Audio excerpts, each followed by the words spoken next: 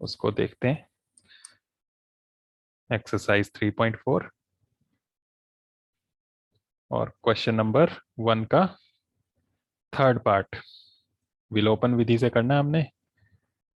और इसमें थोड़ा सा वैसा नहीं दिख रहा जैसा होना चाहिए, जैसे हमने सॉल्व किया अभी तक समीकरण। इसमें लिखा है फर्स्ट जो है 3x-5y -4 बराबर 0। अब हमने जब भी समीकरण देखे अभी तक उनमें x और y लेफ्ट में रखा था और ये जो अचर होता है इसको राइट में रखा था, ऐसे ही था ना? Yes sir. तो इसको राइट में ले जाया जा सकता है कि नहीं? सर ले जाया जा सकता है। हाँ तो ले जाओ, बना लो। क्या बनेगा बताओ, क्या बनेगा? सर 4 बन जाएगा प्लस। तो आ जाएगा हमारे पास 3x-5y = 4। इसको ले लेते हैं पहला समीकरण। इसी तरह से दूसरा समीकरण जो है उसमें उसमें लिखा है 9x बराबर 2y + 7। तो हमें ये y भी राइट में नहीं चाहिए, ये लेफ्ट में चाहिए। ले जा सकते हैं ना इसको लेफ्ट में? Yes sir. क्या बनेगा?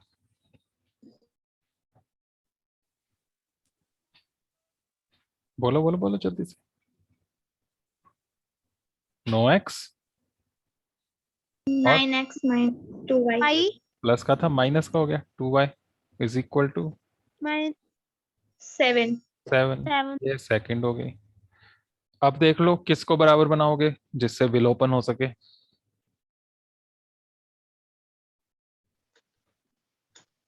इनका सर इजी है। पहले वाले समीकरण को। हाँ, इसको 3 से गुणा कर दें तो ये 3 बन जाएगा, नीचे भी सॉरी 9 बन जाएगा और नीचे भी 9 है, बराबर हो जाएगा। ठीक है।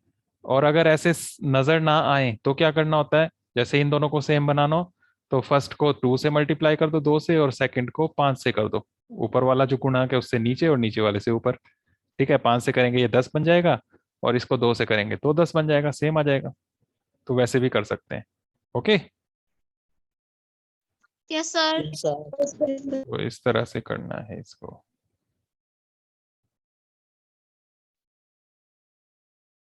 तो कर लेते हैं अब फर्स्ट को 3 से गुणा ना। क्या बन जाएगा बताओ? गुण 9x 9x minus 15y 15y = सब में 3 से 12। गुणा करो, 3 से मल्टीप्लाई बस। इक्वेशन नंबर समीकरण नंबर कितना आ गया ये? 3 3। 2 3। तो पहले से ही है ना, और समीकरण नंबर 2 भी इसके साथ ही लिख लो। 9x - 2y = 7। ठीक है, अब क्या करें इनको? घटाने पर सर जोड़ना है। जोड़ना है। 9 9 जोड़ने पर 18 हो जाएगा। सोच लो। जोड़ना तब है जब साइन अलग अलग हो। घटाना पड़ेगा ना, साइन चेंज करने तभी तो कटेंगे ये। साइन चेंज करने के लिए घटाना पड़ता है। घटाने पर ये प्लस का बन जाएगा माइनस, ये वाला क्या बन जाएगा? प्लस प्लस, और ये वाला ये भी अभी प्लस माइनस। माइनस बन जाएगा। अब ये 9x से 9x खत्म हो गया, 0 बन गया। और ये -15y + 2y, -15 + 2 13y 30 -13y -13 बड़ा वाला माइनस का है। और यहाँ 12 - 7 5 हो गया। ये y 5 और ये -13 अपॉन -13। माइनस हमेशा हम ज्यादातर ऊपर ही लगाते हैं तो ऊपर ही रख देना इसको। ठीक है, ये आ गया y। अब y का मान किस समीकरण में रखोगे बताओ?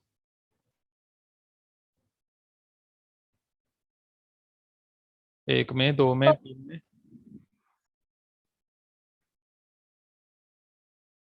जल्दी बोलो।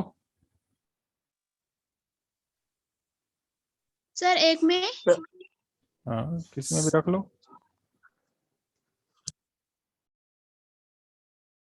बताओ समीकरण 1 में क्या बनेगा? ये था समीकरण 1। y की जगह ये लिखना है -5/13। 3x - 5 hmm multiply five upon 13 hmm is equal to 4। Hmm आगे आगे बताओ क्या बनेगा ये, उसी के नीचे करना है ये आपने। 3x माइनस माइनस 2 बार है देखो, -5 इंटू -5 कितना हो जाएगा, plus +25 upon 10 plus 13 is equal to 13। 4। अब नीचे 13 है तो 13 से मल्टीप्लाई कर लें तो अच्छा रहेगा ना, 13 से गुणा। Yes sir. तो लिख लेंगे 13 से गुणा करने पर, 13 से गुणा करो, 13 तिया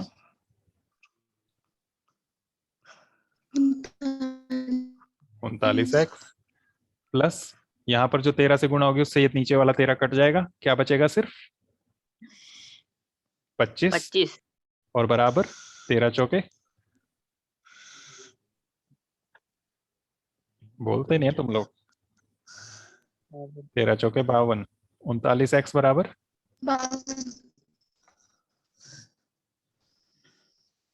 जल्दी जल्दी पूरा करा करो।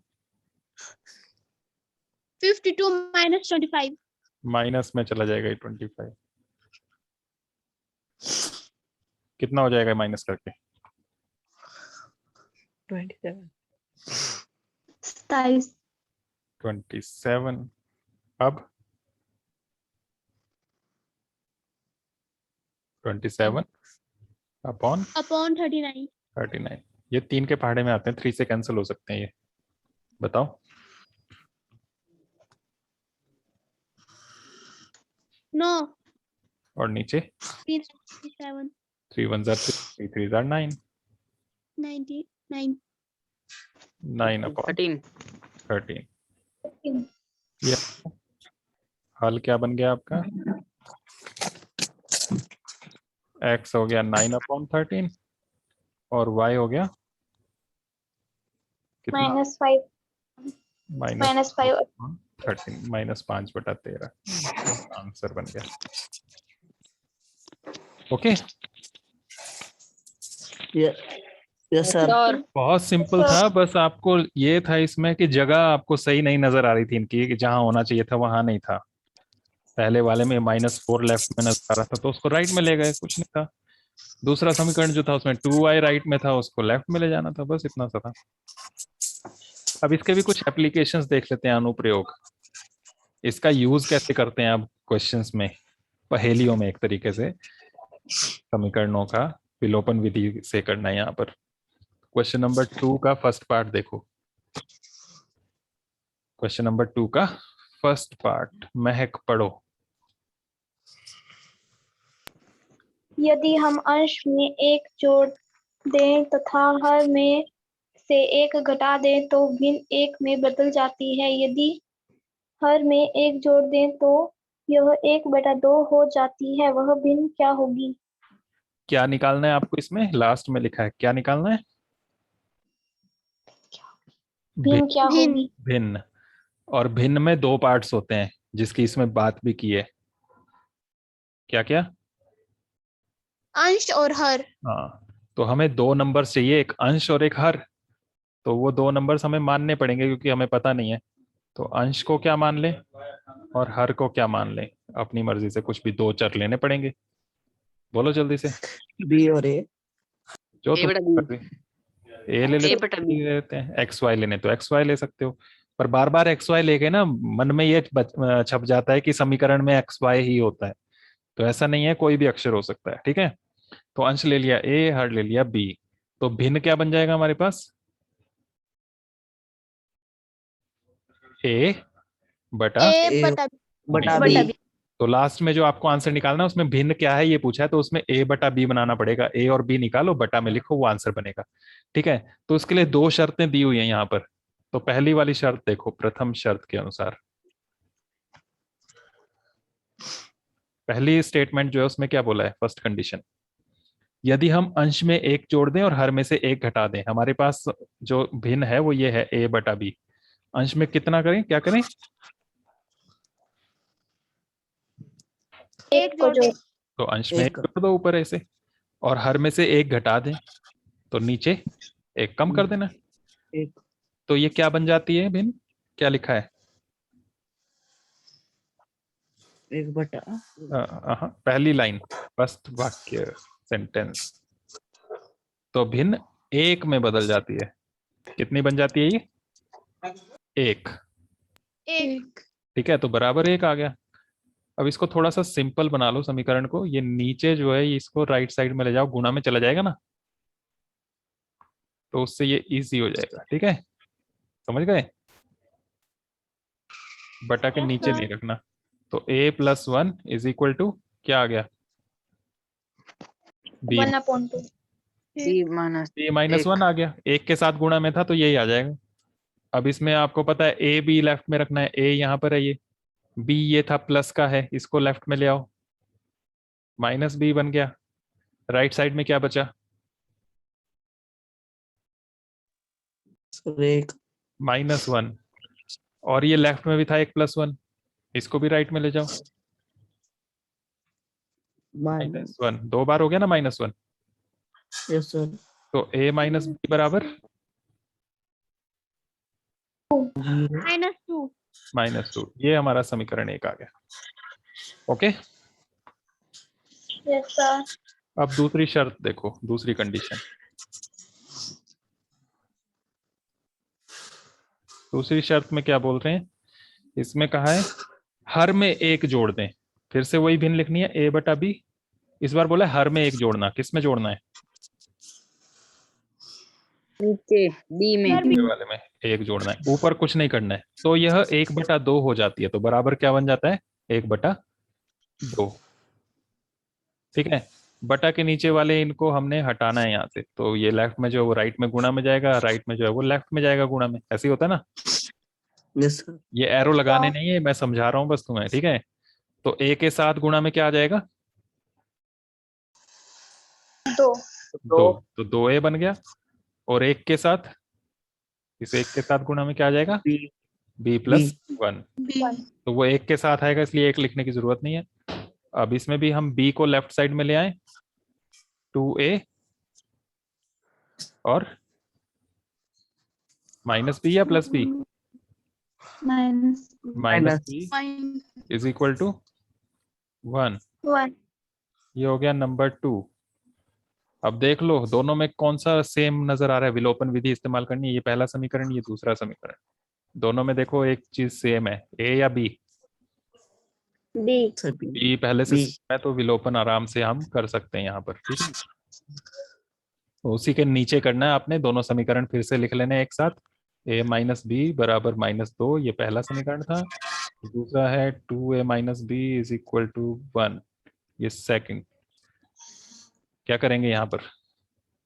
जोड़ोगे कि घटाओगे? सर जोड़ेंगे। जो निशान बदलने हैं कि नहीं बदलने हैं वो देखो आप। इनके जो साइन लगे हैं सर बदलने हैं। बदलने पड़ेंगे ना। जब अलग अलग साइन हो तभी कटते हैं। यहाँ अभी दोनों सेम साइन है। बदलने के लिए क्या लिखोगे आप? सर घटाने पर। घटाना पड़ेगा यहाँ पर। घटाओगे तो ये साइन माइनस बनेगा, ये प्लस बनेगा, और ये भी प्लस वाला माइनस बनेगा। फिर ये b से b कैंसिल हो जाएगा, और a - 2a कितना बनेगा?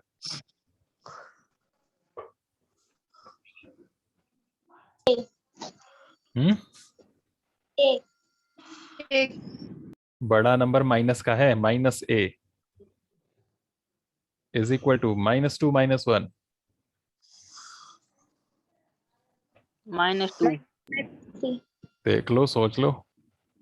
-3 दोनों एक ही टीम के ना। -3, दोनों साइड माइनस है, माइनस माइनस कैंसिल कर लो। a कितना आ गया? 3 3। अब a का मान किस समीकरण में रखें?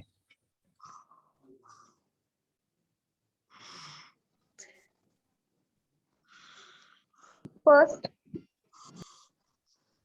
समीकरण 1 में रखने पर बताओ। a - b बराबर -2 था। a 3 माइनस सॉरी हाँ 3 - b is b -2 2 minus b is equal to -2 और -3 -3 कितना हो गया ये -2 3 -3 -5 माइनस -5 माइनस माइनस दोनों साइड कैंसिल हो गया। बी कितना आ गया 5 ए और बी दोनों आ गए। अब आपको अंश और हर थोड़ा पूछे थे, आपको पूछा था भिन्न क्या है, तो भिन्न बनाओ अब। इसलिए भिन्न बराबर शुरू में लिखी थी क्या थी भिन्न? ए बटा बी। ए बटा बी। वही लिखना है ए बटा बी, और ए और बी क्या क्या है वो लिख दो।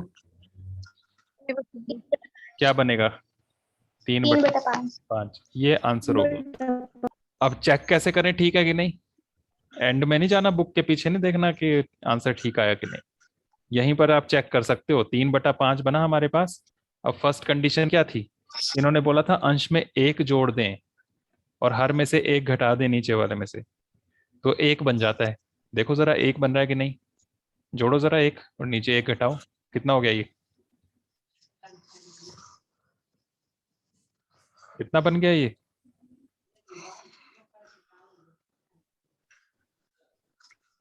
4 बटा 4 4 बटा 4 हो गया ना, और काटें 4 बटा 4 को तो 4 1 1 आ गया, तो 1 बन जाता है। तो इसका मतलब ठीक है हमारा ना।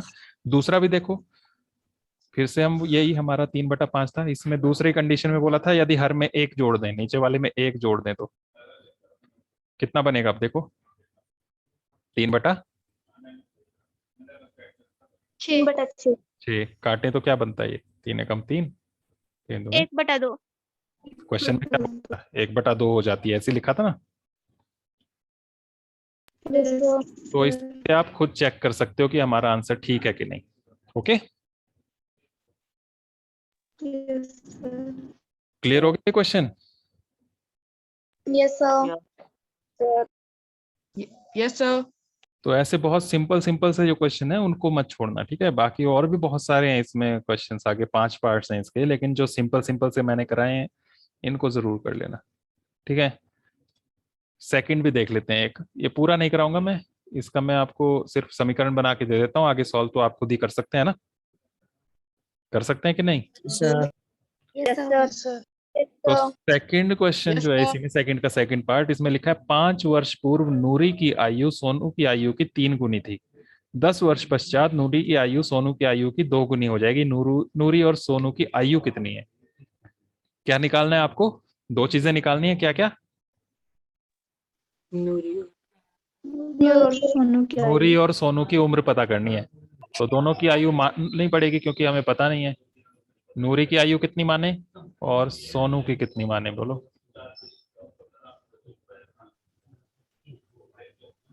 और जो भी आप लेना चाहो, आर और एस लेना है तो आर और एस ले लो, ठीक है। अब उम्र जो होती है ना वर्षों में होती है, तो इसके साथ वर्ष लिखना है। उम्र को आप सालों में गिनते हैं ना, तो इसके साथ वर्ष जरूर लगाना है। तो ये मान लिया हमने। अब पहली शर्त पढ़ते हैं। प्रथम शर्त बोलो। पहली शर्त में बोला है 5 वर्ष पूर्व नूरी की आयु। 5 साल पहले नूरी की आयु कितनी थी? पहले तो वो देखना पड़ेगा। ये तो अभी की लिखी ना हमने आर। जैसे मैं अभी पूछूं जैसे मयंक से, मयंक आपकी उम्र कितनी है अभी? Mayank, what is your age? 14। Mayank हो आप? मयंक बस वैसे ही ऑन करके छोड़ के भाग गया है ना। साहिल, आपकी उम्र कितनी? 14। साहिल की उम्र है अभी 14। अब यहाँ अभी की उम्र की बात नहीं कर रहे हैं, यहाँ बोल रहे हैं 5 साल पहले। तो अभी साहिल की उम्र 14 है, तो 5 साल पहले कितनी रही होगी? बताओ जरा जल्दी से। 14 - 5 सर 9। 14 - 5 मतलब 5 साल पहले के लिए आपने क्या किया? 5 कम कर दिया ना, -5 ऐसे किया ना। यस वैसे ही यहाँ नूरी की उम्र की बात करें, 5 साल पहले नूरी की उम्र अभी है आर, तो 5 साल पहले के लिए क्या लिखोगे? आर R - 5 ये हुई 5 साल पहले नूरी की उम्र। ये जो है ये कितनी है? सोनू की उम्र की 3 गुनी थी। सोनू की उम्र 5 साल पहले की बात कर रहे हैं अभी भी। सोनू की उम्र कितनी है? एस, उससे भी 5 कम करना पड़ेगा ना। Yes sir. तो एस से 5 कम किया, उसकी उम्र सोनू की उम्र से 3 गुनी थी, तो 3 से गुणा भी कर लेना साथ में। समझ गए? 5 साल पहले जो नूरी की उम्र थी वो 5 साल पहले सोनू की जो उम्र थी उसकी 3 गुनी थी, वो लिखा हमने। एस लिखने में थोड़ी दिक्कत हो जाती है, कई बार 5 और एस एक जैसे लगते हैं, तो इसलिए ध्यान रखना कि एस यूज नहीं करना तो अच्छा रहेगा, या फिर अगर यूज करना है तो फिर ध्यान से यूज करना। ठीक है, तो ऐसे लिख लेते हैं कर्सिव जैसे में, तो अच्छा रहेगा, है ना? यस ऐसे यूज कर। तो चलो ये एस हो गया हमारा। तो यहां से समीकरण बन जाएगा, अब गुणा करना पड़ेगा। R minus 5 is equal to 3 से गुणा करो अंदर दोनों में, 3s। एक तो मुझे s लिखना -15 अब इसमें s लेफ्ट साइड में लेकर आना है। ये प्लस का 3s था तो यहाँ आएगा -3s बन जाएगा ये। ठीक है, और साइड में -15 बचा, और ये -5 भी आएगा, +5 बन जाएगा। कितना हो जाएगा?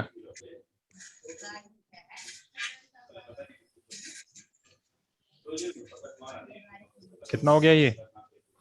10 -10 -10। ये फर्स्ट इक्वेशन, पहली समीकरण बन गई। अब दूसरी समीकरण के लिए चलते हैं आगे, द्वितीय शर्त के अनुसार।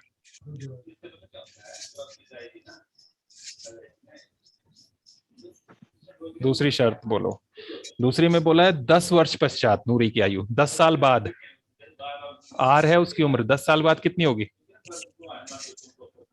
जैसे 5 साल पहले किया वैसे 10 साल बाद। R+10 हाँ, R+10।